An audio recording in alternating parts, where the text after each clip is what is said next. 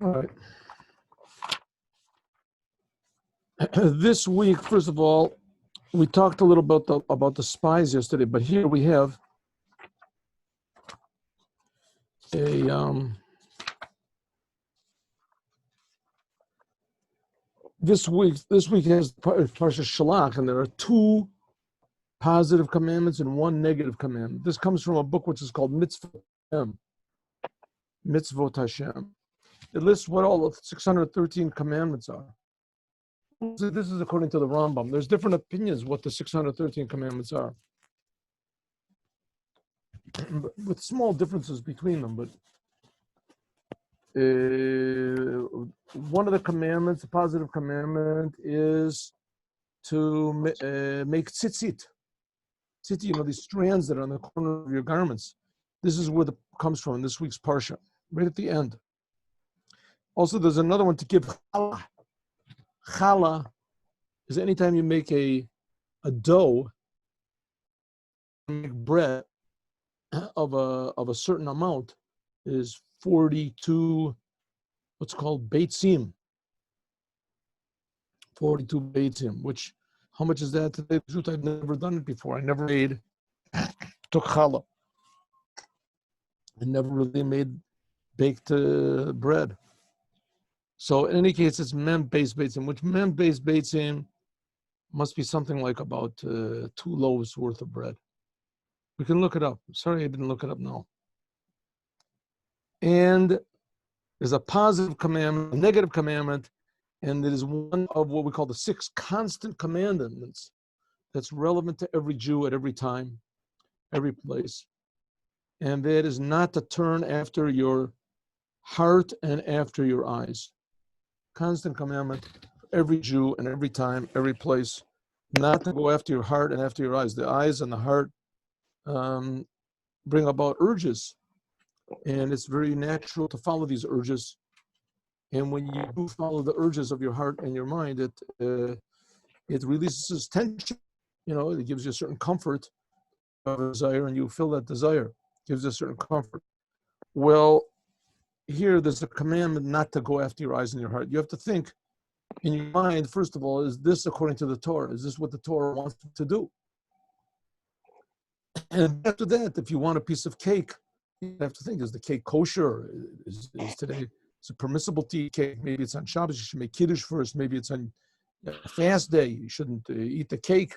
Maybe it's somebody else's cake. Maybe it belongs to someone else. Maybe the cake has not kosher ingredients. And so therefore, you should go after your eyes and after your heart. 3 commandments in this week's Torah portion. To take challah.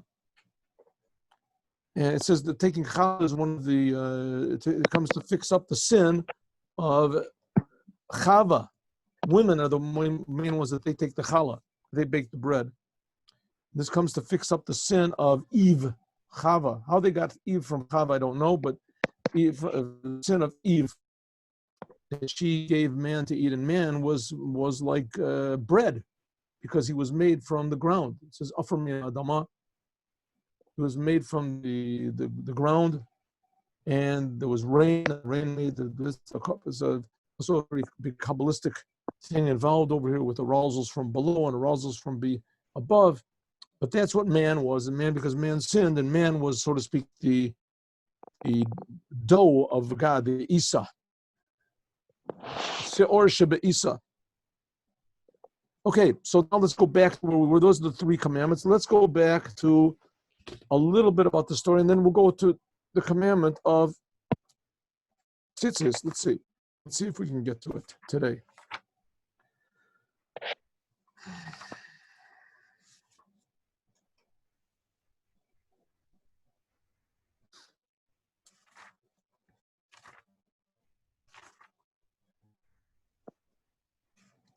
All right, so let's go to Parshat Shelach. This is chapter 14 in the book of Numbers, Yud Daled.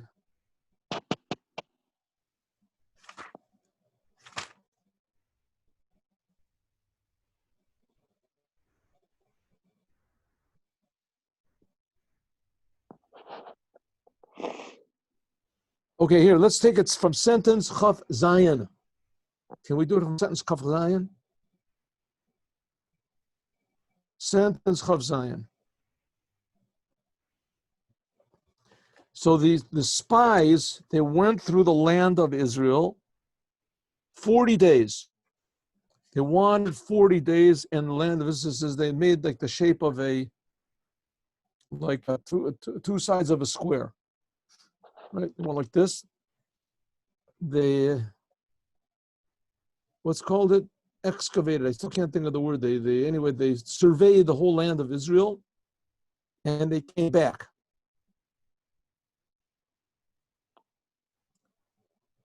Sentence number Chav Vav. You want the Chav Vav? Dial down a little. Can I do it or no? Is it up to you? There we go. Chav Vav. A little bit more. A little more. A little more. A little more. There it is. Almost. Go on. A little more. That's it.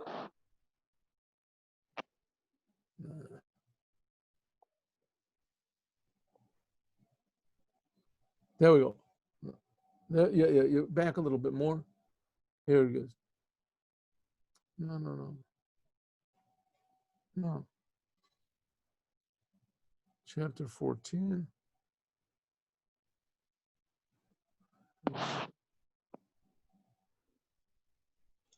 Line 26, Kuf Vav. Yeah, I'm sorry. I made a mistake. It's chapter 13. I'm sorry. Chapter 13. I'm sorry. Chapter 13. Good. Chapter 13, there we are. 9. Now we're chapter 9. You've got chapter 9 there. There's chapter. I can't read this.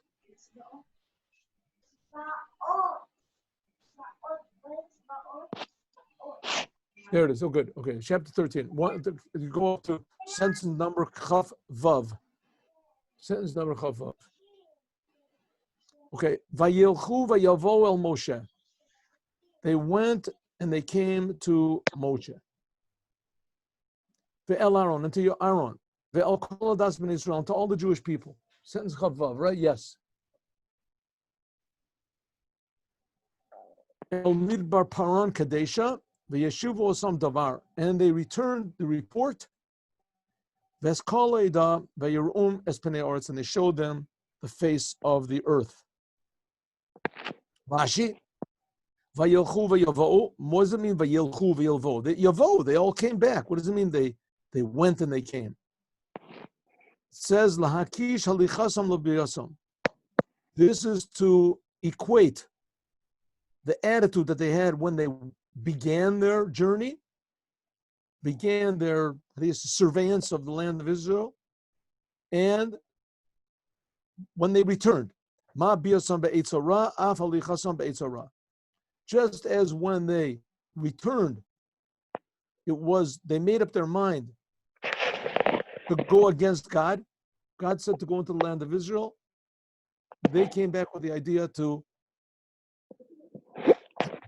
convince the Jews not to go, as that wasn't just an idea that they developed when they came back. They had this idea when they left. Just as they left, they had a negative. Yeshiva Ohr davar, and they replied back to Moshe. Et Moshe ve'Aaron. They came and they gave Moshe and Aaron the news. What did they say? Let's look and see. Chav Zayin. And they told them, and they said, Banu el eretz asher shalachtanu. We went to the land that you told us. V'gam zavat chalav v'davashi. And it is also flowing milk and honey. V'zeh pirio. And this is its fruits. What does it mean it's flowing milk and honey? I mean, what type of a praise is that? Flowing milk and honey. Who wants milk and honey? That's such an important thing, milk and honey. And that's all they had to say. And that really impressed everybody. Let's look at Rashi. Chav Zayin. Zavat chalav davashi. Call davar sheker, anything that's true, shein omrim bo katzad emes, that hasn't got a little bit of truth, but tchilas on the beginning, and mitkaimim b'sofo. It will not be fulfilled in the end. So chalav and davash, it means that it's a land that has plenty. Even milk and honey is plenty. Everything that's there is plenty. Even the milk and the honey. Now, sometimes the word davash means the honey from bees. Sometimes the word davash means anything sweet. Any juice that's sweet. The juice that comes out of dates, etc., is also davash. V'zeh piryo, and this is its fruits. In Chassidic, it explains that chalav and davash, this refers to chesed and gevura. Davash is very, how do you say, it's very sharp. It preserves things, chalav, davash. And chalav is white. It's like, in other words, all the good from all the sides, from the side of God's bounty and God's power, everything is in the land of Israel. Ephes, but ki azam, and like I told you yesterday, this was a big trick that they did, because Moses sent them in and said, "Come back and tell us how the people are, and how the fruits are," and they reversed the order. And I explained to you yesterday the reason they did this, because Moshe wanted the people to think about God. And when the people thought about God, then they weren't afraid of anything. So he said, therefore, come and tell us how scary the people are there. The spies were supposed to come back, and Moshe was going to say, now here, listen to what the spies say. This is the land that God wants us to conquer. And I say, the people there are very strong. The Jews will say, what do we care if they're strong? We're with God. God will take over anything. Because they didn't think about themselves. But the spies turned the order around. They said, let's get the Jews to start thinking about themselves, first of all. Right? They said, first of all, look at these fruits. And the people said, whoa, these are beautiful fruits. This is a wonderful land. I'm really going to get a lot out of this land. This is really good for me. As soon as they started thinking about themselves, as soon as they heard about the inhabitants, they said, whoa, I can't stand against inhabitants like that. If they would have heard about the inhabitants first, then they would have put the inhabitants in its proper perspective in regard to God. And then afterwards, you can think about yourself. Then tell them about the fruits. But they managed to take God out of the picture totally. A person thinks this is a very big lesson for us also. Rabbi Mendel Futterfest once told me the secret to happiness is trying to make God great. And the reason for depression is trying to make yourself great. As soon as a person thinks about himself, then he's got problems. And if you think about God, don't worry, God is thinking about you. He's creating you. He really wants your best. He says, but the city says, Ephes ki aza am yoshev ba'oretz harim b'tzurot, and the cities are fortified, gedolot mo, they're very big, v'gam yilidei hanak, and also the children of the giants we saw over there. Kaf ches b'tzurot, what does it mean tzurot? They were strong, b'tzurot. Like it says, kurichin, lashen biryanios, agulos, they're huge, they're powerful, etc. Ogol, Krichas Ogol. In other words, there are huge, big cities. Chavtes, Amalek Yeshev Beretz HaNegev. Amalek is sitting in the south. Hachiti v'Yabusi v'Amori, they're in the mountains. The Kanani, they're near the sea. Fa'ad al Yad HaYarden, and they're also on the other side, near the Jordan River. Rashi, Amalek Yoshev Lefi Shenichvu ba'Amalek Kavar, because they already were burned by Amalek. If you remember, Amalek attacked them as soon as they left the land of Israel, before they came to the Torah. Meraglim kadei liram. Therefore, he said, his kirum, therefore the spies mentioned them in order to make the Jewish people afraid. They say, wow, we already had problems with Amalek. They're really terrible people. Why should we going to go into their territory? Al Yada Yarden, what does it mean? Yad Kamash Ma'o, Eitzel Yarden, near the Yarden, the Lo Tochel Lavar. In other words, the Canaanim, they are right before. We're not going to be able to even go into the land of Israel. And when we do, you should know that then we're going to have to deal with the Chiti and the Mori and the Amaleks. And then finally, in the end, there's the Canaanim are also sitting on the other side, also near the Yam, like Gaza, like they are today.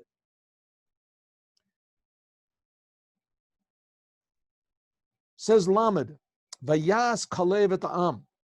The people, the Kalev quieted the people down on Moshe. He quieted the people down. Now, if you look, the Rebbe points out that really the spies did not say anything untrue. They didn't say anything. They just told what's going on.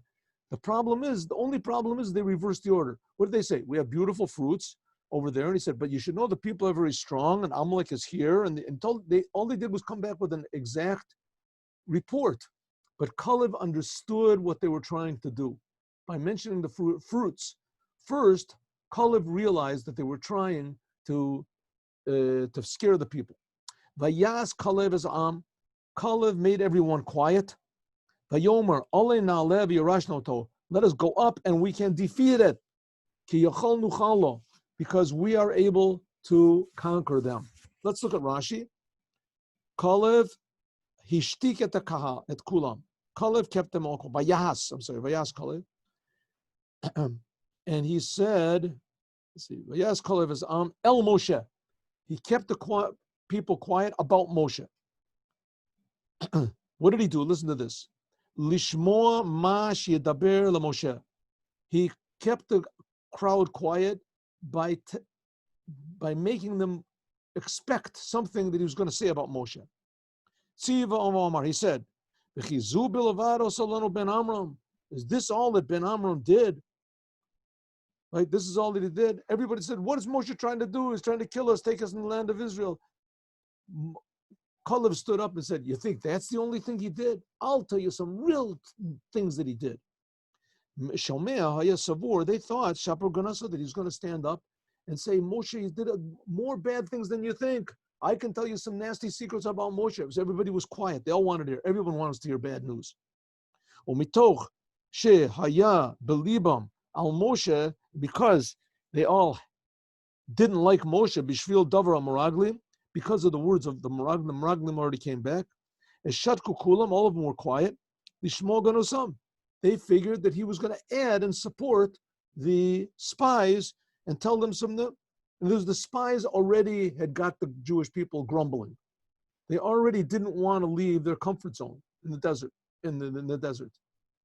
They thought that Kalev is going to come and he's going to give some real, true reasons not to do it. Omar, he said, "Hello, Karalana Yetayam. Look at what other things he did. I'll tell you, that's nothing. He wants to take us to the land of Israel. That's nothing. Listen to this." Everybody figured they're going to tell about how he did some other bad things. And he said, he split the sea for us. He brought the man down to us. He brought us to Slavim. Allah na'aleh. Now we can take afilu b'shamayim. Even what does he say? What did Kalev say? Even if Moshe tells us to go up to heaven, afilu b'shamayim. Vahu Omar, if he says to do it, asus sulamos, let's make ladders and go up there, and then I'd say if we can do. If Moshe tells us to do it, we can do anything. Vayas, that's what he means. Vayas, it means he kept them all quiet. Has kol basar. Rashi brings a lot of proofs. All of a sudden, the anashim asher alu imo. Let's go back to the sentence. The people asher alu imo, the people that went with him, because you remember, there was a sentence right in the beginning that the 12 spies that went up, 2 of those 12 spies were Yoshua and Kalev. It says that Kalev, he went to Hebron. He said they went to Hebron to pray at the grave of the tzaddikim, at Avram, Yitzchak, and Yaakov. Let's see where the sentence is. To pray at the grave of Avram, Yitzchak, and Yaakov, so that he wouldn't fall into the advice of the spies. He knew what they were going to do. He knew what they were. Hebron, says Hebron. It says over here in sentence number 22 that Kalev alone went. Yehoshua was the same thing. Before Yehoshua went, Moshe prayed about Yehoshua, but Yikra Hoshea bin Nun. His name was Hoshea. He called him Yehoshua. They added on a Yud, Yehoshua. Yud, instead of Hoshea bin Nun, Yehoshua, because he said, may Yud K, may Hashem help you that you shouldn't fall into the advice of the other spies. Moshe knew that the other spies also were going to be in trouble. He prayed for Yeshua because he knew that Yeshua was going to be the leader. And he knew that a leader, he was going to be the next leader. The leader of the Jewish people has to be very strong. He has to stand against the spirit of the people. That's a true Jewish leader. The Jewish people don't want to do what's right. They don't want to do what's right. They want to do whatever they want. Deep, deep down, they want a good leader. Deep, deep down. But they want a leader that will defy them. And it's a very interesting thing that once the Rebbe said about the relations between America and Israel. And America was forcing Israel to give up lands. The same old story. And the Rebbe said that the only reason that they're forcing us is because they want to see a strong leader in Israel. They want Israel to defy them. The Rebbe said that America loves a defiant person. They love a strong leader. And if a leader stands up against them, right, in a friendly way, a nice way, but just stands for his own, that's what they really want. And that's what it's very difficult to find a person like that. Very difficult to find a person like that. And that's what Moshe was, and Moshe knew that Yoshua also had to be that way, so he prayed only for Yoshua.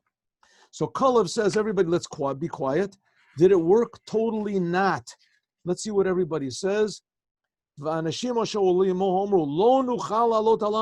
on sentence number 21.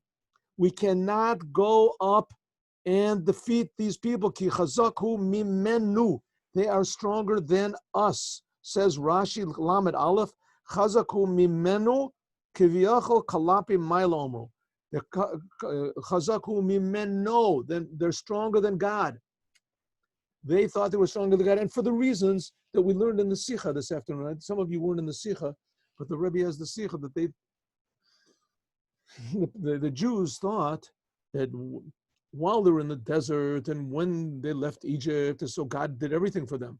So God was with them. But God announced and told them that when they go in the land of Israel, they are going to have to plow, they are going to have to fight the battles, they are going to have to make their own food, they are going to have to provide all these things that God was providing for them. God was providing protection with the clouds of glory. They're going to have to provide it. Food was the man, water was the... When they get to Israel, they're going to have to do it all. So they thought, we're going to go to Israel. If we have to do everything ourselves, so maybe God's not going to help us. So we can't, God admitted that he's limiting himself, that he can't control what's going on in Israel, that we have to do it. We can't do it. He said we can't do it. The spies convinced everybody. They